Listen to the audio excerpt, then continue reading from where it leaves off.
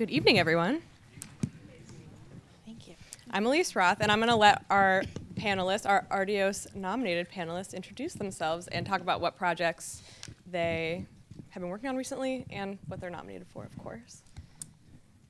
Hi, my name is Caitlin Jones, and I'm here because I was nominated for working with Alexa Fogel on Pose.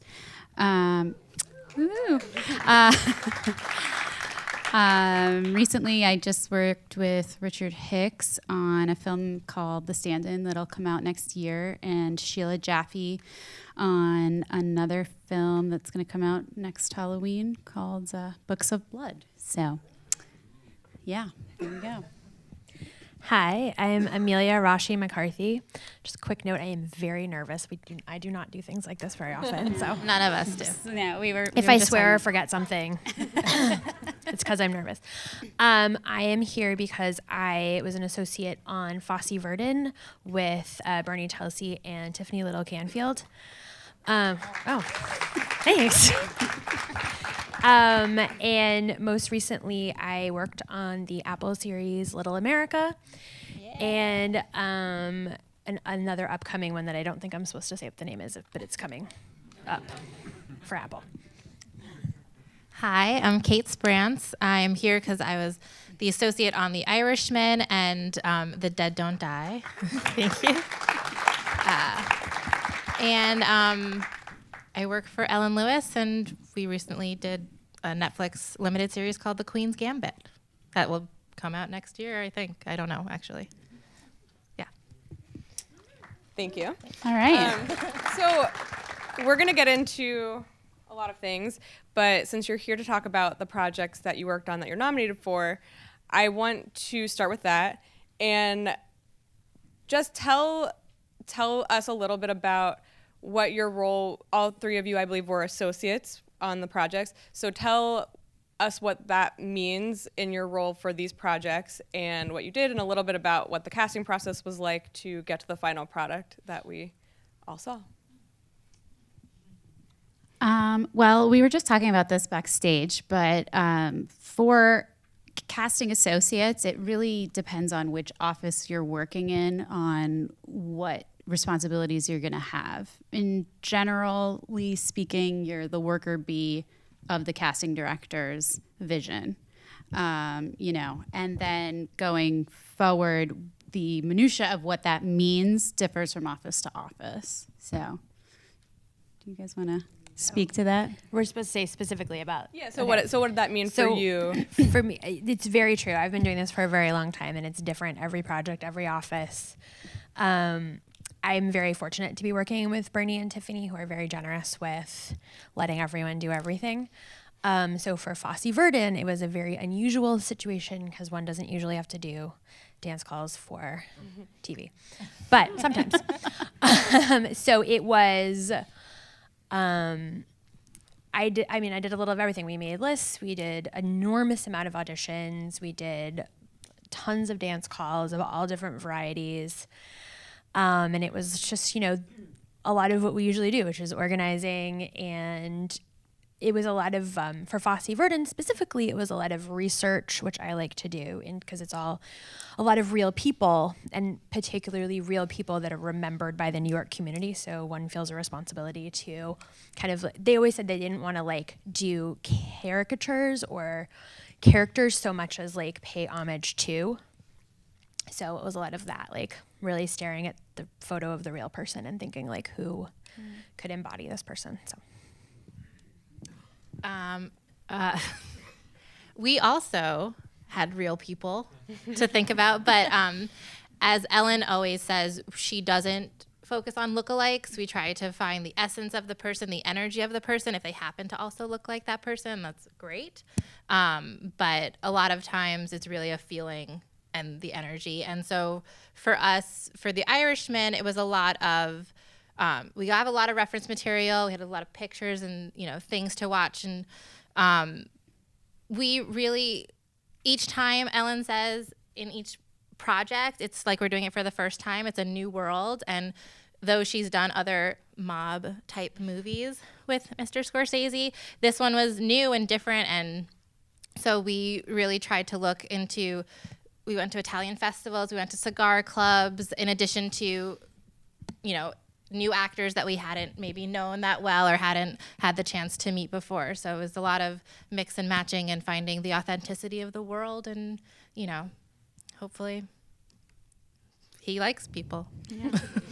And like similarly, but not exactly, in Pose, like creating that world was very specific, because in some instances we were not casting real people, but it's a demographic of people who are severely, up until now, underrepresented. So it's about finding people to show someone in Boise, Idaho, this is someone who represents the trans community of color in New York, and do them service without making it feel like, a something it's not, or a cartoon or a caricature, because this is one of the first pieces that was giving them ubiquitously, like the talent had something to do. They weren't just all playing like druggies and prostitutes or a guy in a dress. It's real people with real life problems and families and emotions and connections and arcs. And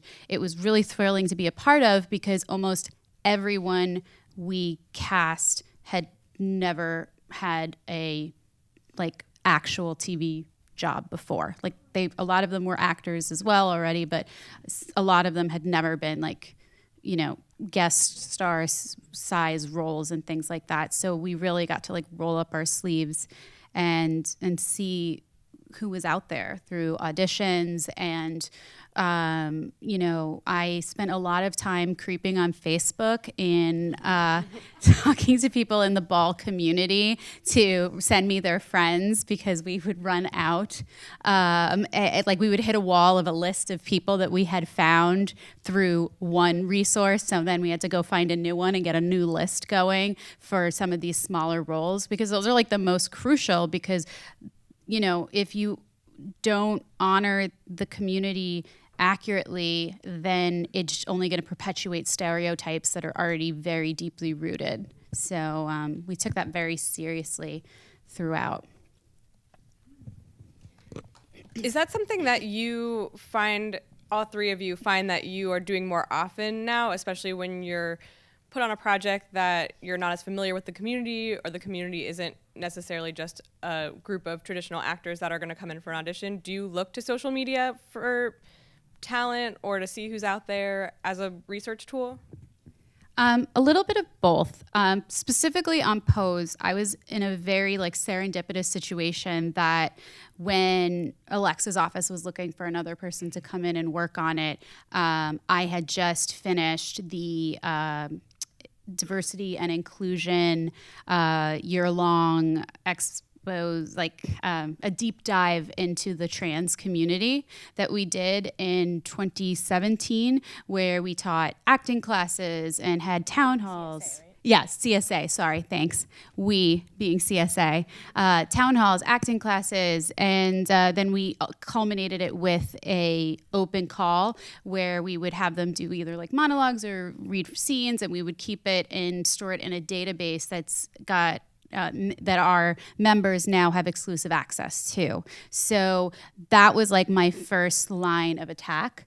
And I think part of why they hired me was because they knew I was so deeply involved in that project. And then, like I said, when you'd run out of people, when you came through that list of people I already knew, then it was about reaching out into the community through some of the people I already knew. And then there were other people that I know, specifically Alexa went to balls, which are, if you don't watch the show, it's those big party/model type competitions that they do in the show. And some of the people they found for the regulars were from that world. So they would sometimes give us referrals. And yeah, so some of the people that one of the girls that I found during the open calls came and booked a guest, no, not guest star, it was co-star size part. I know we don't use those terms anymore, but just She was hired, and then we needed more people who, looked like her. It was like people who she'd hang out with, rather. So it's like, hey, do you have any friends? And they always do, because especially in that community, the reason they have these balls and these competitions is because they are performers at heart, but for a long time there was no stage for them to be seen. So they had to build one for themselves and each other. So it was always like a really telephone game. But then, like I said, there are online Facebook groups where they, post about all those events. And I would go through the members of the groups and start DMing people sometimes, being like, hello. I'm casting a show called Pose, because it was the first season, so no one had heard of it yet. So I had to spend a paragraph explaining to people who I was, who was Ryan Murphy, in case they didn't know who he was, and the show, and that it's legit. Because apparently what I've found also is a lot of times when individuals in that community do get approached from people trying to make films and whatnot, they exploit them. And there's a lot of hesitation about and distrust, rightfully so. So it was really, I was totally game to do the legwork though, because it was just something that we were really proud of in the final product of that season. What about you two? I know that the projects that you were working on were a little bit more traditional in terms of where to find the talent, but what about other projects? I think social media can be a very good tool to get the word out, especially if you're having open calls or it's a community that you haven't been able to just, get into yet. But I think one of the best things about casting is we get to be curious and learn about all these different worlds if we get that chance. And so I always have fun, whether it's we're doing, going to a cigar club and meeting wonderful, funny men, or, we recently did a bunch of open calls for Native Americans, and that was fascinating. And so we do try to use every tool that we have to meet new people if that is what the project calls for. Otherwise, we love breakdowns and actors access, and happy to, meet people that way as well. Yeah, I think it is very specific to the project. For Fosse Verdon specifically, it was not an outreach on social media type thing, because we were deep diving into a world of actors in New York. So, there are other ways to find them, and dancers and Broadway, and that's here. So, but on the other hand, there are so many, when you do have to go into a community and it's not they're not a particular skill, like a language or whatever. Sometimes you go through the people who are on breakdowns and actors access pretty quickly, and then you need more. So you have to do whatever it takes. And these days, social media can be really helpful, particularly if you have a special skill. That's where you go to find people. And it's a really good place for advertising open calls, because the more viral an open call goes, the better. Yes, definitely. Usually, within reason.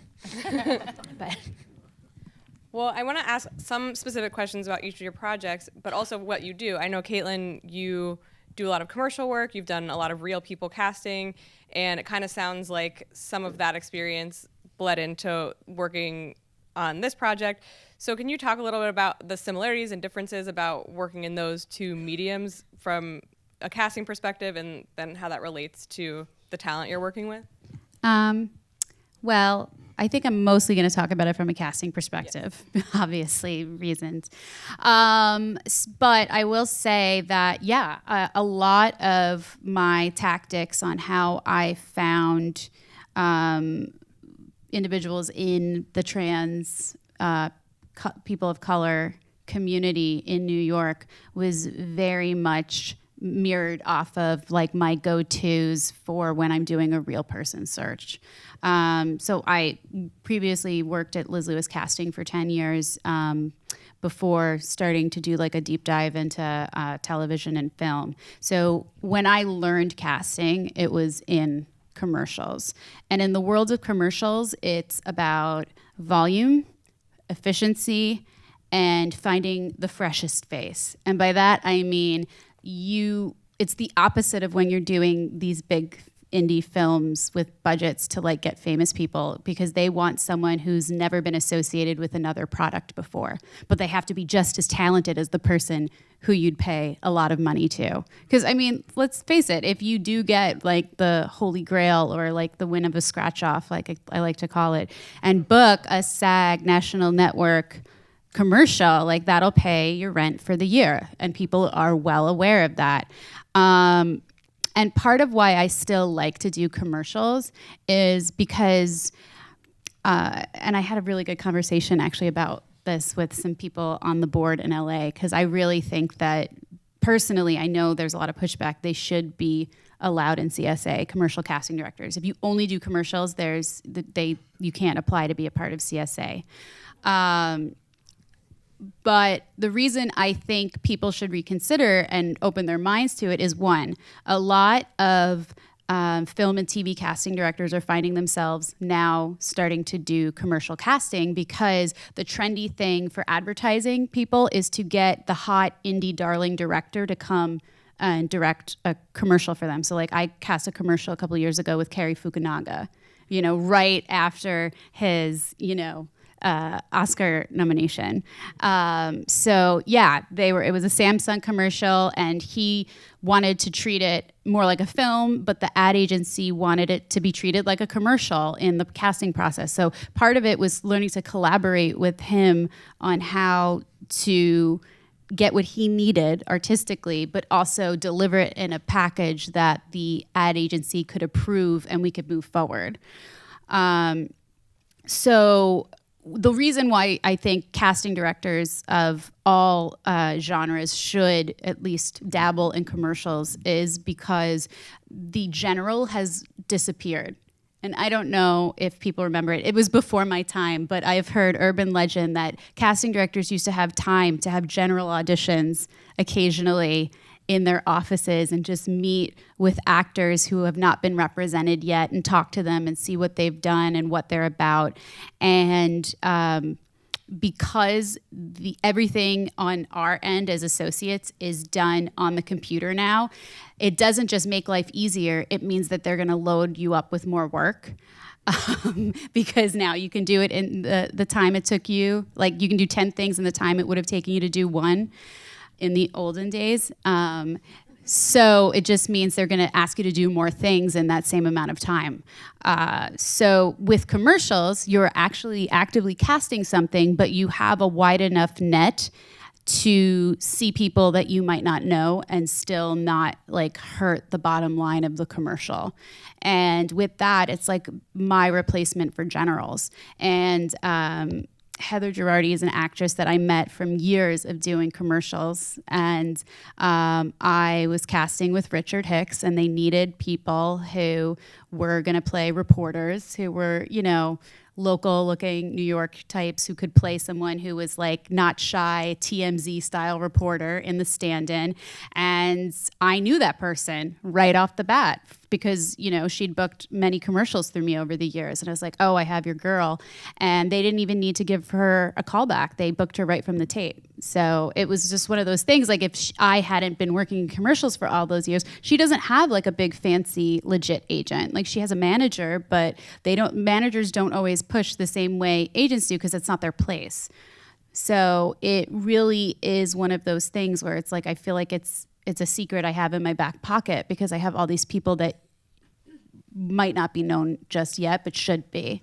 And I think that that's like a really valuable tool to be able to spread your Rolodex of actors. Because, even Renee Zellweger did a commercial. She started out with like a Bud Light commercial, and that was the first thing she booked, and now she's nominated for the Oscar. So, it's something that should be more considered as artistic than it actually is. And some of these actors probably are not getting called for auditions for some of the feature projects or television projects that you're working on, but because you have this mental archive, you can be the you can be their cheerleader and say, actually, I know this person who might not have been called in otherwise, but you should consider her. I mean, depending on the size of the role and the relationship you have with the casting director you're working with, if there is an actor that you know from another project that you worked on that they might not have thought of or they might not even know themselves, sometimes they'll be open to seeing their materials and considering them. Or even if you're like have a good enough working relationship, they'll let you, they'll trust your judgment and let you put a few names in that you picked out and see how they do. So yeah, that in that part, there is some creative input in the relationships I've had with the casting directors I've been lucky enough to work with. But that's another one that differs from office to office. Some casting directors are more open to the collaboration, and some it's just like a time thing. When you're doing a series, it's kind of very rapid fire. So it's got to be however you find the person is how you find them. Makes sense. And Amelia, I think that there's probably it'd be hard to find someone in this room who hadn't heard the name Telsey. We know that there's 2 big offices on each coast, or a big office on each coast. So, but the name shows up in lots of playbills. Now you're seeing it on TV and movies. But I don't think a lot of people know exactly how that works inside of the office. So especially as an associate, what does it look like? There's so many projects going on at once. So are you on 10 projects at once and casting them and looking at a pool of actors all at the same time for a million different projects or not? And how do you get attached to a project? What are the workings of that? Well, I'm actually maybe not the best person to answer that completely. I can only say from my experience because I am what I like to call a seasonal employee at Telsey. Because I actually only started working with Bernie in this capacity. I was a CSA administrator for a long time. That's how I know him so well. And before that, I was primarily a film associate with everybody, all everyone. So I've been doing this for long enough that I've worked for everybody. So, which is a huge blessing, if you ask me. So for my part, I'm not really involved in a lot of the getting and the that thing. They call me when they need help with something. So I tend to be more specialized on a project than maybe some of my coworkers. But I will say from my experience, having worked all over, working at Telsey is an incredibly creative experience for me. Fosse is a really great example because I primarily did, the straight ahead TV stuff. I had worked at a musical casting director long ago where Kate also worked. But it had been a minute since I did a dance call. But there's such an incredible community and artistic spirit at Telsey where I never felt unsupported, and the unbelievable knowledge in that room and love of actors. And there's commercial casting directors, there's people who have experience in all these different things. And so if you need help, there's all these different out of the box ideas. You can talk to someone, they can help you. I mean, it's really it was really the perfect place for Fosse Verdon to be cast. Because of the institutional knowledge, but then, it also was an opportunity for me to test the TV skills of someone who maybe hadn't had that opportunity before and was more of a dancer or whatever. And that was the bridge in, but then, you got to try these other things and see people work different muscles you'd never seen before. And anyway, so from my experience of Telsey, it's mostly just so collaborative. And people are very generous with their time and their ideas, which is wonderful. Sounds wonderful. And Kate, so you're nominated for 2 projects. One of them is a big budget drama, and one of them is a smaller budget comedy. And I'm curious, from the casting standpoint, obviously the projects are very different in genre, but do you notice a big difference in the process, or do you kind of have the same process for both genres? Our process is the same for everything, I think, as much as the genre doesn't really change it. Ellen has worked with both directors for many, many years, so she has a very good relationship with them and understanding of, each director is a different tone and a different world, and one actor might be right for one project, and if it was directed by a different person, he might go with a different actor. But our process in terms of, putting out a breakdown or really thinking about the actors is the same. It just happens to be one is a, many generational mob teamster movie, and the other one's a zombie comedy in upstate New York. So it's just, it makes it fun for us to, different people, different actors are right. And do you notice a difference in kind of how it works when you're the associate for someone who has those long-standing collaborations with the directors? Does it make the process a little bit smoother, or is it, more of the same? I am very fortunate. Ellen is a wonderful boss, and I have learned and continue to learn from her every day.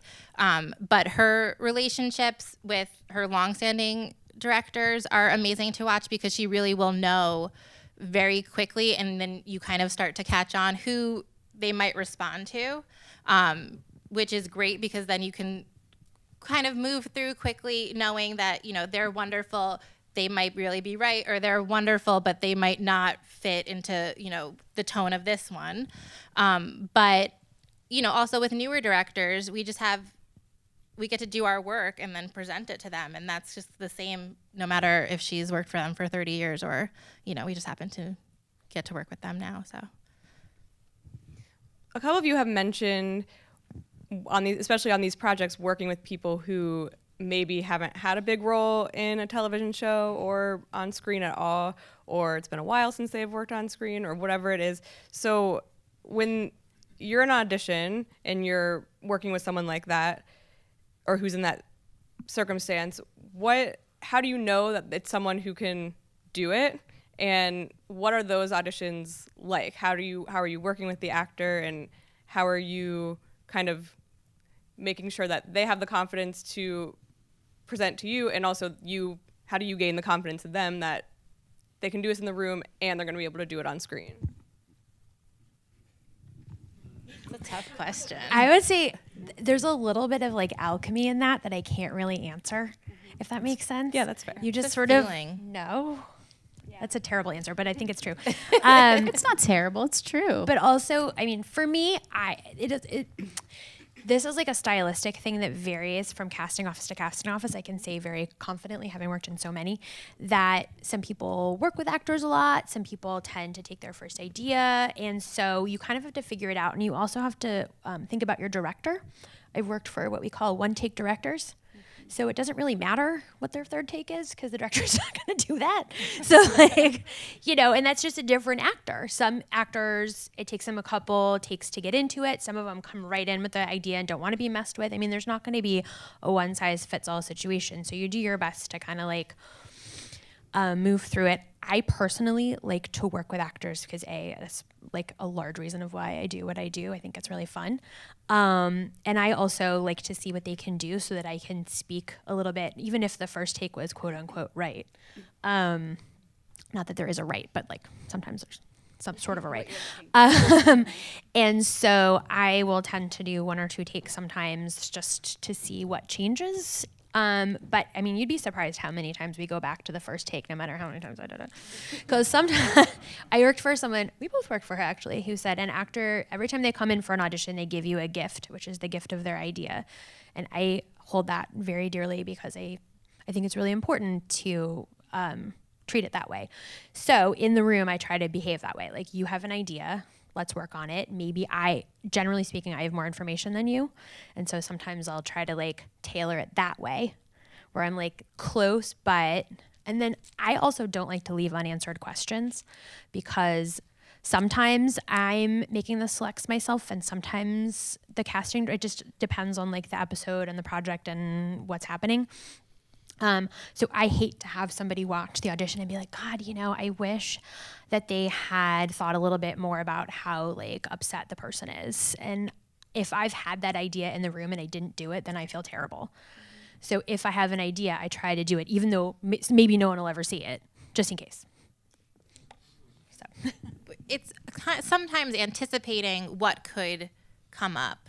And so we want the actor to be as comfortable as possible when they come into our rooms, at least in our office and other offices I know about, so that you do feel that you can do the best that you can do. So at least that's all really we can control, is what happens between us and the actor in the room. And so if you leave the room feeling really positive about it, that's my day. Like, that's what I want. And I'm hoping that you're comfortable enough to do your best takes and you feel comfortable with it, but I also need to anticipate that I've gotten what I think we need or what we're looking for. So if that means another take, we'll do it. And if it doesn't mean another take, that doesn't mean that you didn't get it or you didn't do well. It just means that I have information and I'm anticipating this is enough for this moment, you know. And sometimes we get different information after people have come in and it's completely different. But, you know, then we try to roll with it. But really, we want the audition room to be as comfortable as possible. We want you to do well because we want to cast the part. And that's bottom line for us. Yes. No, I think that I think actors hear that, but it's reassuring to hear it again from people who are doing what you do. And so I want to move into, we can still talk about the projects, but also more generally, we talked a little bit about social media, but I'm curious, there are lots of places to look now for talent, and you've all worked on projects that kind of run the gamut of the types of talent you look for. So when you aren't getting suggestions from agents and managers, and you're not scrolling on Actors Access, where do you like to look for new talent or a fresh face, like you said?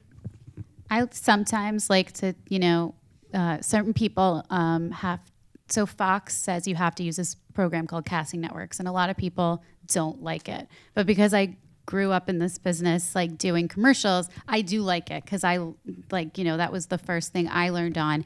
And I learned a very fun tool called about the casting billboard that they have. And it's literally like the equivalent if you had like an open call. And if you basically that's when we open up the submissions so actors can self-submit. And those are always like my hidden gems personally, because those are not the people that are they're I mean, some of them are commercials, but all of them are just actors. And it's just a whole nother batch of people that we don't always find. And also there's I would say, like, on the occasion when we get to like showcases from the colleges, if we're looking for young people, that's always super helpful. And then I would also say the online database that the CSA has compiled with inclusion and diversity is becoming an amazingly useful resource for a lot of casting directors, because it's not everyone, but it's an open call. So this is people who are trying to get their foot in the door. This is like a really cool place to start and see people you might not have known before. It depends on what we're looking for. Just to be brutally honest, most often if we're stepping outside of breakdowns and Actors Access, it's because we need a skill. A specific detail. So for instance, a million years ago, I worked on Gran Torino, and we saw all of the Hmong-speaking actors in one session, and we had like approximately 20 other roles to cast. So we had to do something else. So in that case, you sort of like figure out what skill you need, and you find the people, you find the community. It's like, which we've all done for the various things that we've had to do. And sometimes it's here in New York and it's easy to find, and sometimes you have to fly to Minnesota and or Oklahoma or wherever you have to go, and go to the community center and do the open call and meet the people and harass the old people at their senior event, just for example. So that's usually why. But I would say the other place that I like to find people is going to see things. Yeah. For sure. I do my best to see as much as I can, and I also watch New York procedurals, because so often you see, my favorite thing about New York procedurals is that you especially in TV, what you find yourself doing a lot is co-star parts, which is honestly really fun. We always say, Ellen always says, small parts are the best ones. We love good one-line part. Right? Yeah. But you don't often get to see those actors do more. until procedurals. And then it's the person that you love, but you only ever have them say like, you know, but doctor, Number because that's the 43. thing you right? Number 43. Because that's what's available, not because they can't do more, but then you get to see them like kill somebody or something. It's amazing. Yeah. I would say, I mean, we do live in New York, which is fantastic because you can see people in all walks of life. The minute you walk outside your door, you can go see different theater and performance pieces, and you're kind of, if it's something that you enjoy, you get to feed that part of it all the time. I mean, I watch way too much TV and movies, and sometimes you're just, you know, you've never seen that person before, and you're like, they were fantastic, and it's always a good thing. You kind of start noting it, but, you know, as I'm still a fan, which I think is great. I love to watch stuff. I love to go to theater, and that just is a bonus if you get to see people that you hadn't seen before.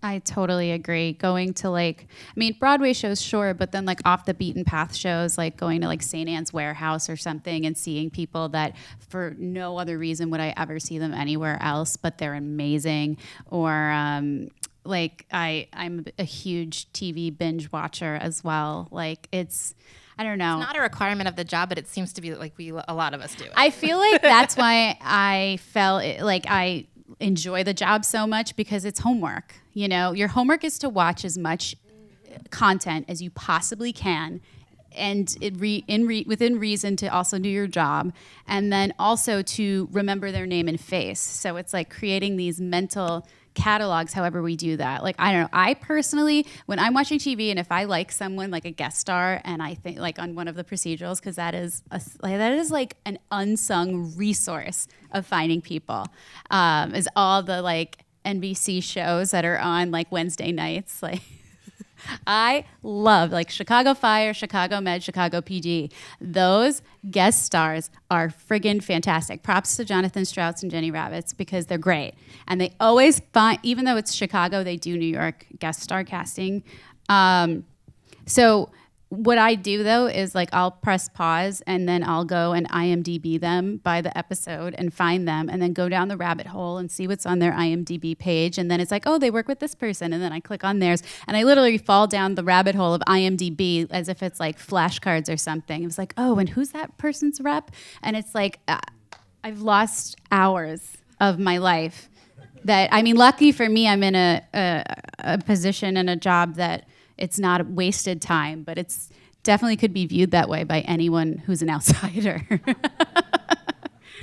This is probably oversharing, but I had a therapist once who was like, what are your hobbies? And I was like, oh, I like going to see shows. I like watching movies. She's like, no, but that's your job. What are your hobbies? And I was like, what do you mean? One and the same. I think I might have had the same conversation with my therapist.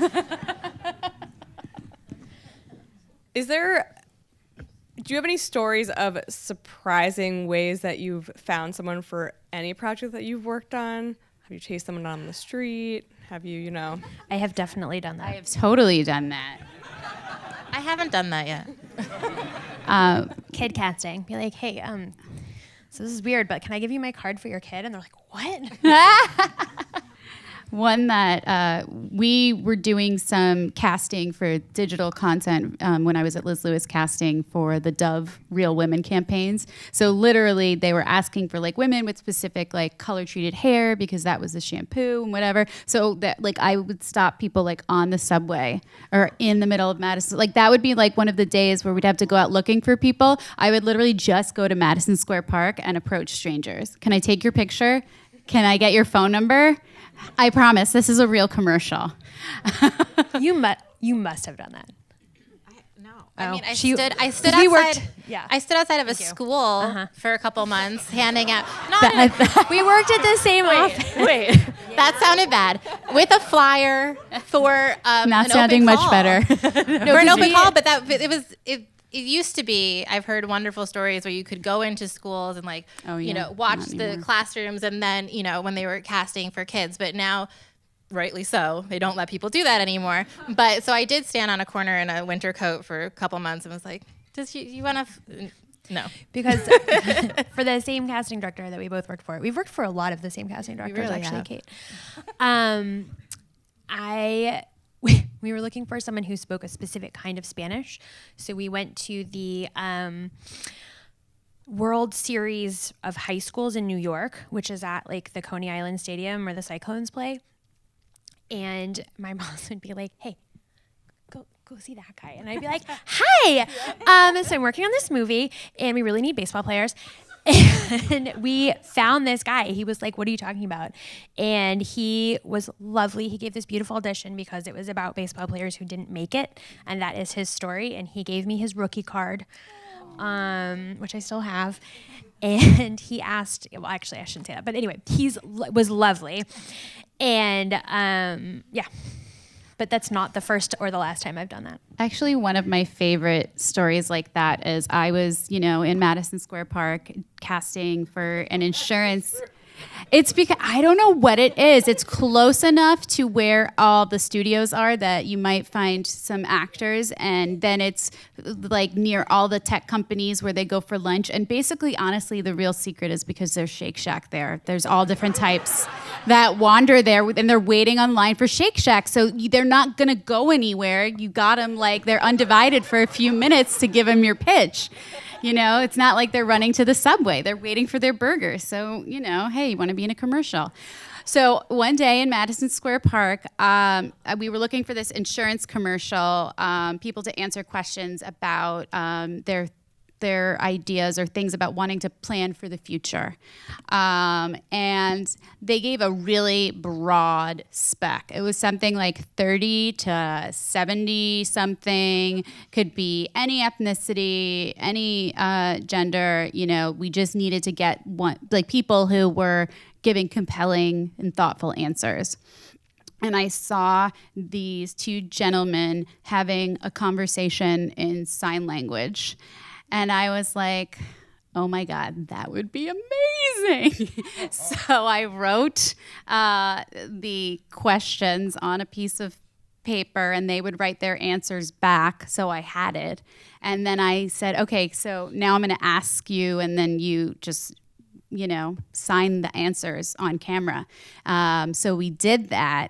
And they were like, we never in a million years thought about having someone with a disability in a commercial, but we love it. And then it turned out they were like, but this guy isn't speaking ASL, so find out what he's speaking. And so we had to call his brother, who was the other person talking with him. And he goes, oh, he's from Nepal. So this is like Nepalese version of sign language. So his brother also got hired because the two of them booked it, and they needed someone who not only could talk to him because of the signing, but because of the specific language of sign that he did. But regardless, it still worked for their purposes, and it was just one of those things that those random, serendipitous happenstances. Well, I'm going to take that lovely story and turn it to a little bit of a darker side, because something that this brings up, which is it's amazing to be able to find people on the street, and you are three professionals who work in legit situations. But as you said before, when you were looking for Pose, that's not always the case. There are not great people out there who are looking for talent. There are a lot of actors in the room. So what is your advice for people if someone does get approached by someone who says they're working for a production or, a film, whatever it is, they're looking for a commercial? What should people be aware of when they're being told that that you're a casting director and they want to put you on camera for something, but they're not necessarily sure if it's legit and what they should ask to make sure that it is legit? I personally would probably Google first. Yep. That's my first form of defense, because if they're a legitimate place, then they will have worked other places, and their name should come up in a bunch of different things. I would also would call back that number that they called you from, unless, we really try to be as open and upfront as we can with if we're cold calling places or something like that. Usually, if it sounds weird, ask questions, because the more you ask questions, it'll either be like, oh no, this is legitimate, or it'll go away really quickly. But it's an unfortunate thing that there are not so great people out there who pretend to be in casting. And If anyone's trying to charge you money for an audition, yes, no. Yes. that is an illegitimate situation. Yeah. Hot tip. People pose as representatives of things that I've worked on, and we don't necessarily know about it right away. But that's a really good tell. If anyone's trying to charge you money, it's not good. Yeah, and also I've heard this is a thing where like if you have to pay to see breakdowns or pay, not to submit, because I know that's a thing, but there are places who the breakdowns that aren't released publicly, the ones that go out to agents, people like charge to give actors access to those. None of those are legitimate. I don't know if I would call them. They're illegal, basically. That is a thing, because they're all copyrighted when they get published, the breakdowns. But it's just not good karma. I've never found someone who emailed me on a one-off because they had illegal access to a breakdown, and I'm like, who is this person, and how do they know? Like, no one's ever booked through that. And correct me if I'm wrong, one of the things that CSA is here to do is to make sure that people are acting honorably in this profession. And it's my understanding that there are people out there sometimes who say that they're casting directors and agents, which brings the money thing up, where it's like It's not a thing. Right. Okay. Just want to clear that up. Not in New York. It gets complicated in smaller markets. I don't know if I'm like qualified to talk about this exactly, but As the way we work is we, at least for film and television, have a union like you guys. Affiliation. We're affiliated. CSA is affiliated with the Teamsters for film and television, and that's where we get our benefits. And we get paid by a weekly when we're working on film and television. The way managers and agents get paid is they take a commission, and for people who are doing both, that means they're taking their fee and they're taking your commission. So it's kind of like, I feel like it's a conflict of interest. The CSA feels like it's a conflict of interest. So that is something that we're not behind. And if you see someone approach you who is doing things like that, be forewarned that is not something we would ever condone. Well, back to things that you do condone. As casting directors, actors have a lot of people that they can go to for mentorship. Some of you also teach.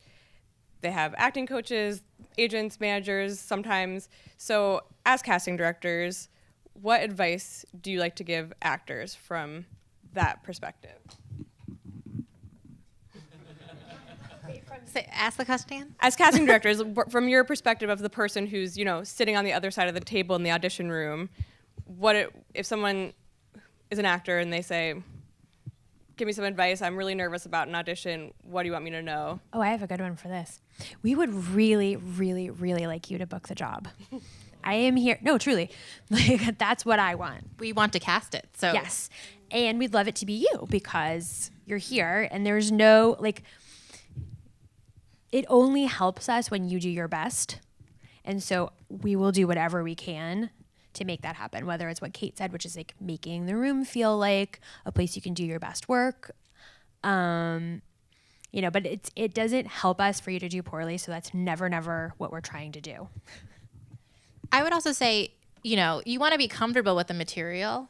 I don't think that does not mean you cannot hold your paper. Hold it. We're holding our sides. You hold your paper. If you get flustered, you can look down. We do not need it to be word for word perfect. We want you to be confident enough where you can interact with us and look at us, and so we can, have the connection of the scene. But you do not need to be word for word perfect. And also make choices, but be able to be open if for whatever reason that choice is not where we know it's going and we want to make an alteration. Because I know that there are people who work really hard at their audition, they do a great job, but they are very focused on that one choice. And you have to be able to, because it also tells us if the director has a different opinion or something else is going on, are you able to quickly change direction or take that direction? We're taking in all the information from the minute you come into our office to the minute you leave. So you just want to be Can I just say one more thing? prepared. Yeah, go for it. Because actually, it's a good example because flexibility is part of what we want to know about you. It's not just like you tick all the boxes or whatever it is. I mean, like for instance, I've had actors in the past, and I don't mean to make fun because I understand that it is a nerve-wracking and terrifying experience, and you want to like exert control in a chaotic universe and all that kind of thing. But like people will come in and be like, well, I prepare this. I really have to be able to open the door. I'd like to use the door of your audition room, just for example. And though that's theoretically fine, sometimes no. Our door is all the way across the... Right. So when I say no, I'm not trying to like mess with your head, because here's the thing. You may show up on set and the door may not open at all. It might be a fake door. And the question for me is like, are you a flexible enough actor to be like, no problem, cool. You know, can you roll with what's happening? Because that's what the experience of being on set is for most people who are not like the movie stars. We're talking about the people who like are like supporting to small roles. I need to know that about you. Are you a team player? I would, ideally, yes. And you can show me that by the way that you interact with me in the room. And it doesn't mean you have to like accept every single thing I say or be a pushover or anything like that. But understand that I'm here to help you. I'm not trying to trip you up. Again, we want you to do well. Yeah. So if we can help you do well, we're going to give you that opinion. That's what we are there for. I mean, I think flexibility was exactly the word I was going to use too. So 50% of booking the job is being a good actor and being the right person. The other 50% is your ability to collaborate. Because a big thing that does not get lost on casting people is this person going to be able to spend 10 to 12 hours on set and get them the shots that they need and work with this director and these producers? Because we don't just like spend 2 minutes in a room with the producers and the directors. We spend gross amounts of time with them, like more than my family amounts of time with them sometimes, depending on the project. And so, it's about also being able to like catch a vibe or an essence that like Amelia was mentioning before, because it's not just about the essence and are you able to portray that role is, will Joe Schmo director be able to direct you, or will he be able to even tolerate your presence for the long stretch of a workday, or if it's a larger role for like 2 or 3 months, So these are things that go into what we look at when people come in the room, because it's your ability to collaborate gives way more information than your ability to perfectly recite back text.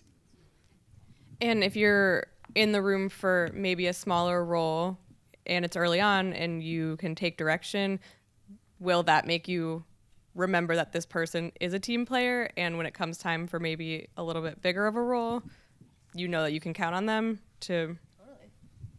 Oh yeah, I mean, we do take every experience with us to the next thing.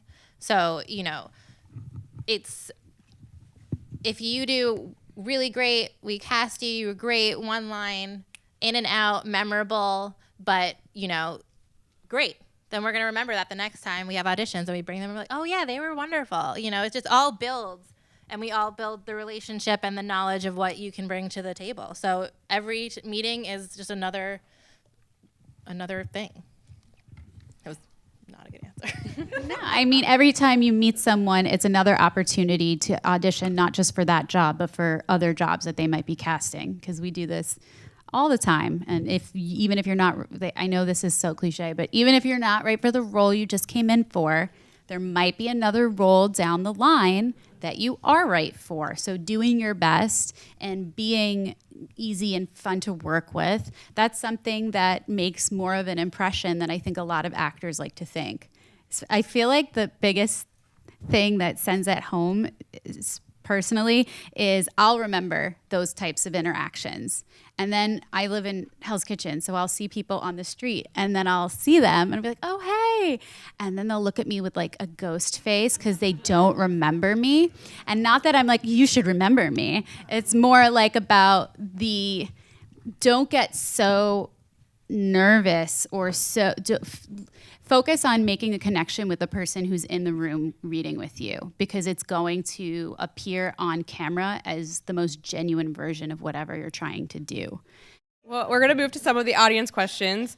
You've already said that you want actors to know that you want them to get the job. I mean, the question is, what do you wish actors knew about the casting process, if it's something different than that? But also, what do actors do that sabotages themselves in the audition room? Not listen. Only one person can get the job. That's what you have to remember, is as much as there's, only one person can get it. So it doesn't mean that you lost the job. There's just one person who fit whatever all the different things that we were looking for were, and that the director was looking for were. So I want you to know that we want you to do well, but I also want you to know that if you don't get that job, it's because only one person could. So it's just it's a mental thing for you to keep going, because what you do is really, really hard, and I have so much respect for the fact that you all go on audition after audition after audition. I couldn't do it. That's why I don't. So true. Same. But that is the thing. Only one person can get that role, and that's just the name of the game. What we say is, it's not that you didn't get it, it's that somebody else did. It's not necessarily an active process on your part. And there might not be a specific reason either. I know people want feedback all the time, but it could just be that other person got the part. Right. Sorry. Yeah, sometimes there are decisions from the director that we can't really explain. They just felt more connected to the other actor, and it wasn't that you did anything wrong in your read, or But I will think more specifically as to a thing that could self-sabotage is not being flexible. So going back to what we said before, it's if we're giving you an adjustment, it's because we have spent a lot of time intimately poring over the script and know that it's not about the whole character arc and everything and the method of it all. It's about where you function in this story. You're a puzzle piece that has to be inserted somewhere and then drive the plot. So it's about figuring out where that goes. And sometimes from a side, with number 43 at the AIDS clinic, which was a role that we cast, there's knowing that it's the nurse in the AIDS clinic is a very informative thing about saying number 43, because leading up to, right after you say that, there's a very heart-wrenching scene where one of the series regulars finds out that they do in fact have HIV. So it's no, I totally agree with you.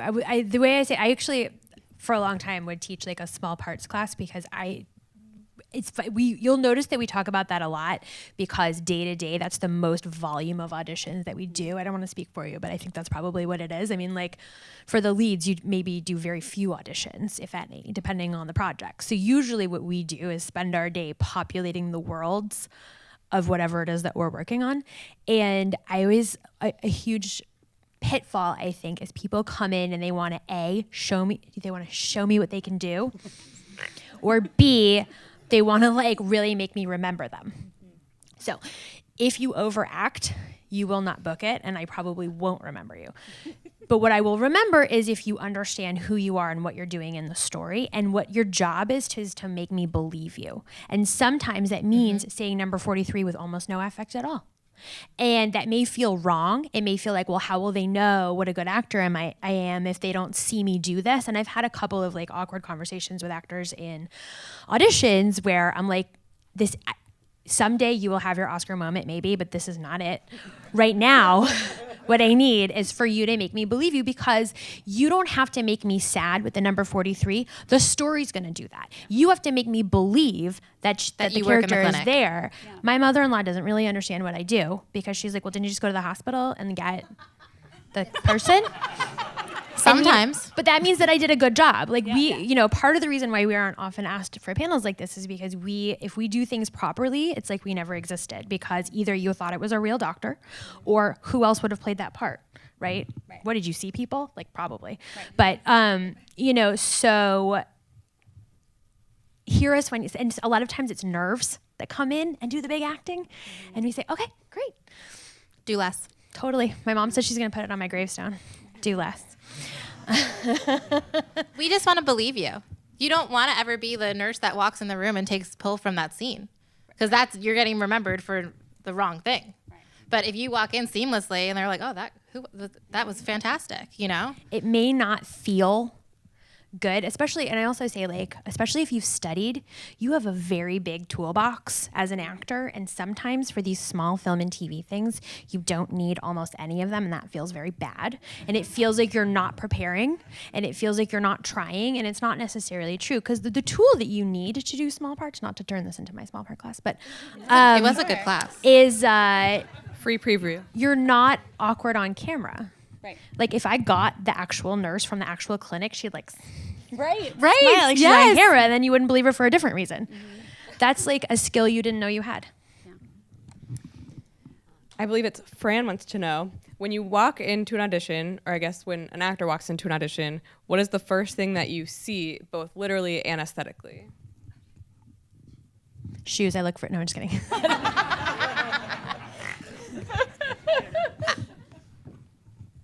I don't know. How prepared you are is what I think you see. Is I actually just try to like introduce it's like, hi, how are you? The warmth. I hope I'm giving you warmth enough where then you receive that, and that's the first thing I notice. And then it's usually a really quick thing too. Yeah. You're in and out. Right. Like, especially if we're talking about our favorite small parts. Like, it's like, it could be 2 Oh, yeah. seconds. And you can get flustered because you're like, oh, it's over? Mm-hmm. Yeah. Do you want me to do it again? It's a quick thing, but we're really just looking for, the personable, that's kind of the first thing I take note of. Mm-hmm. And if it's not there, I take note of that too. Yeah. But hopefully it is. Well, and Caitlin, you said being prepared, and one of these questions says, what are the signs that an actor is well prepared, and what makes you happy in the room? Well, speaking from experience, if you do have like a one-word line, knowing what it is before you come in, sounds silly, but because people know the parts are small, sometimes they phone it in and don't look at the sides till they get there, which I totally get it. It's not like this is what you went to MFA acting school for. Understood. But we still need you to know the one line and be able to get it out and of your mouth. And showing up reasonably on time so that, we don't get backed up in the room because we're probably going to be seeing a lot of other people. And also, it's not about a costume, so I'm prefacing this, but also dressing appropriate for the role. If you're playing a businessman, like, don't wear your T-shirt with a hole in it. You know what I mean? If you're playing a nun, don't wear your low-cut dress that day. Just like keeping the outfit you do choose to maybe be in line with something the character might have picked without like renting your tuxedo, if that makes sense. Anything to add? I don't think so. I don't know how much experience any of you have with background casting, and this I think could also apply to some of these smaller populating the world roles, but Peter asks, aside from hitting submit over and over, are there any suggestions to improve background casting success? Pass. I don't know.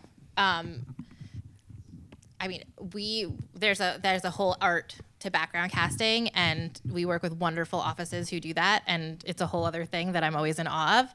But I don't know. I don't know if there's an answer to that. I'm sorry, Peter. I did background on one project, and then after that, I was like, I have infinite respect for you guys, but I'm tapping out. It is exhausting. It is exhausting, and there's no secret. It's literally just fitting the description and sometimes even the size of the costume that they happen to have on hand, and just making sure you've submitted on that specific project. There's really no secret sauce. It's like, be available on the day, have whatever size shoe they need, because it's like, if it's period, there's stuff like that. It was a period piece. So, and that, there's no recipe there. Okay. And you've mentioned the CSA Diversity and Inclusion Initiative a little bit, but Lisa has a question about the casting side. She says, we're finally starting to get to an age of authentic casting, diversity and inclusive. It's diverse and inclusive, yet the casting offices are still overwhelmingly white, which means, of course, it's still casting from that perspective. Can you share thoughts on casting the rainbow of colors that exists between black and white?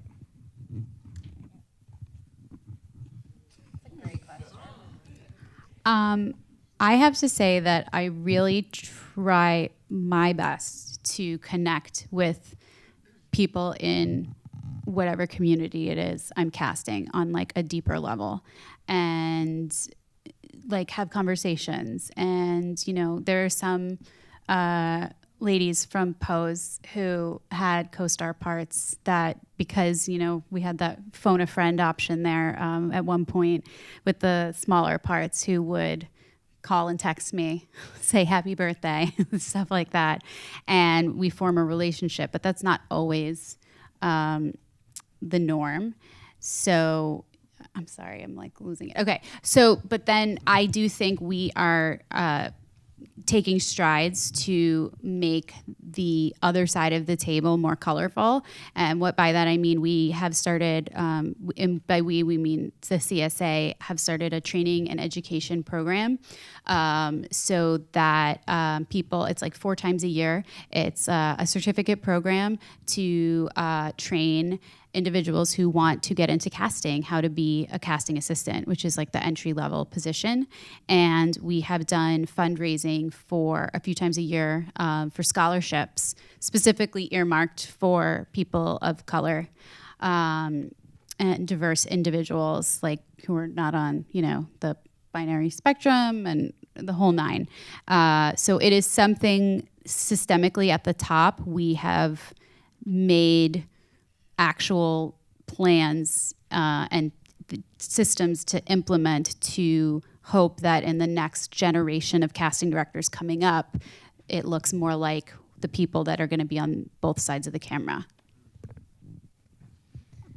And along those lines, Elaine asks, I think that accents from different countries aren't well appreciated in the industry, and wanted your opinion on it. They're appreciated by me. Me too. Me too. I work really, really hard to accent check, I guess. Well, listen, ultimately we are a department and we work for a director. So ultimately the director's vision is what we are trying to help serve, but also interact with in a creative way. So the buck certainly does not stop with me. However, if it's important to my director, it's important to me, and sometimes it's important to me anyway. So for instance, Little America, we tried our best to use the resources available to us in the communities that we were working with to understand what someone sounded like, what they could sound like, you know, so you make an informed decision. I mean, with TV, everything is so fast. And so you don't always have the time that you want to do the things that you want to do. And, you know, there are limitations that are there are many limitations that you wouldn't think of.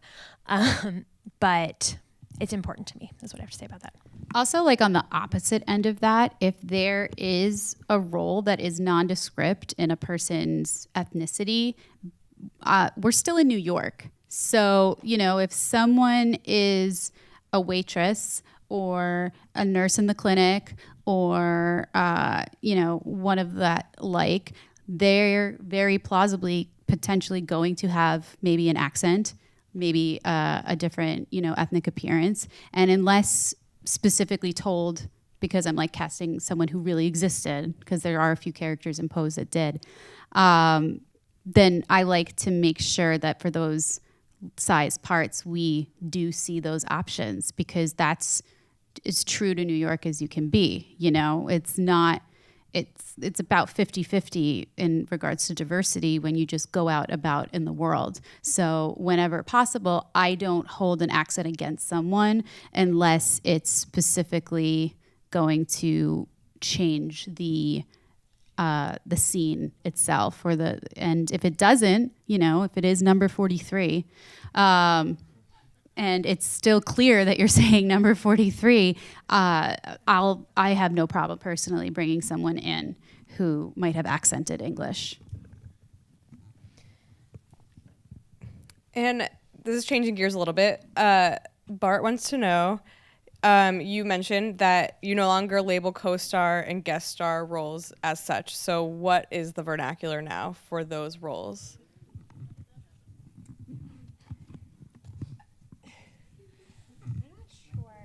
I think it actually started with a change in the SAG contract. I think it's to do with streaming contracts. I think it has to do with the contracts, and that's where those terms ultimately came from originally anyway.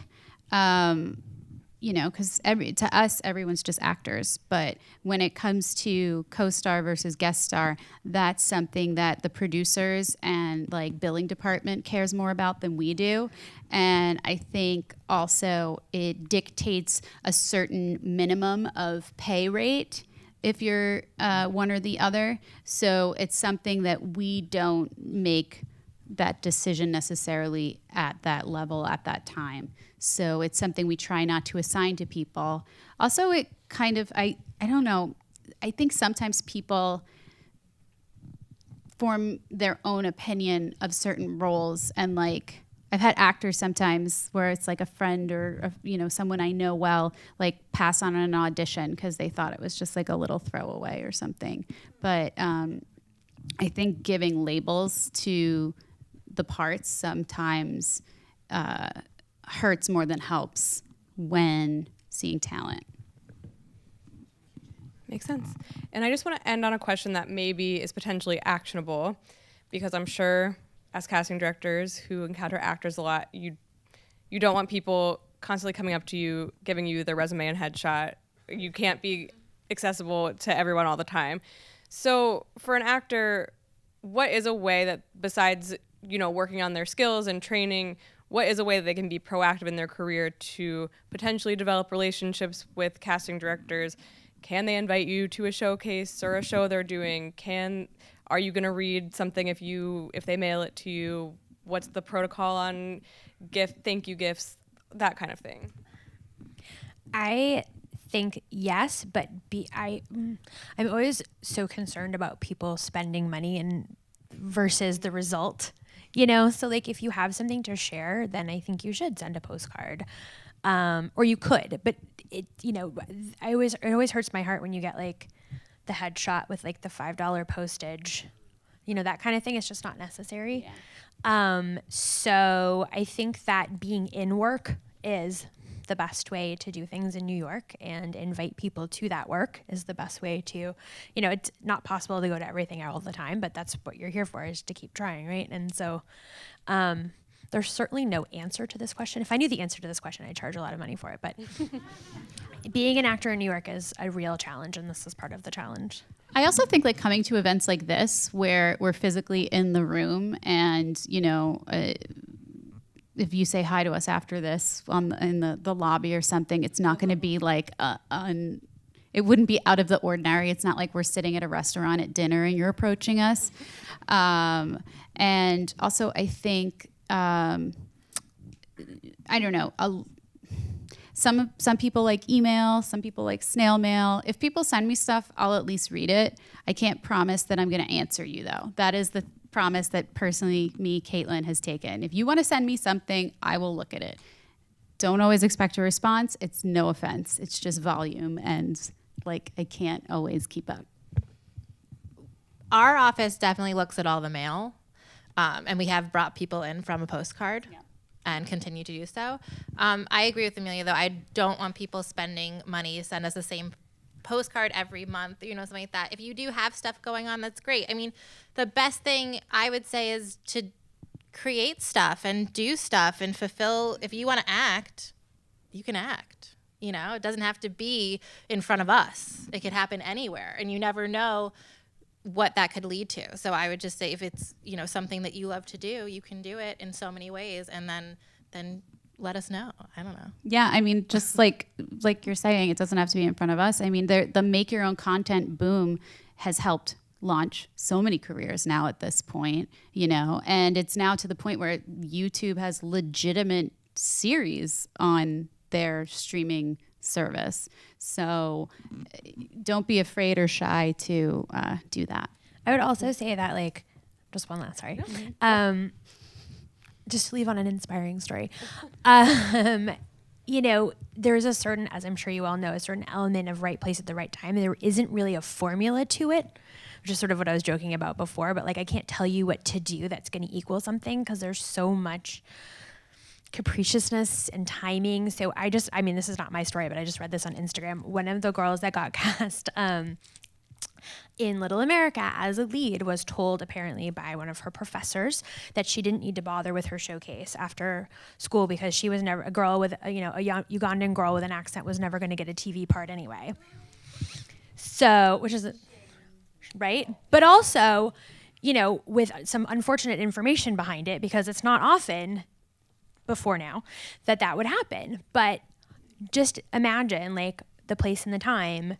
We happened to desperately need a woman who is Ugandan and specifically spoke Luganda, which is, you know, not everyone in Uganda speaks that language, blah, blah, blah. But like, so it's so specific what we needed. And it just so happened to be, she was the right age. She was living in LA. All of these things lined up for her. She's brilliant. That's helpful. And she's the lead of an anthology episode. And so like, I don't know that you can look back and see the things that brought her there, but you can't call them a formula. It's just, you know, that was like serendipity and the world sort of very slowly moving in the right direction. We could talk about this for hours. We're gonna Hours. cover a ton of more questions, but I think that's a good place to stop. Thank you so much for being here. Thank you. Congratulations on your nominations.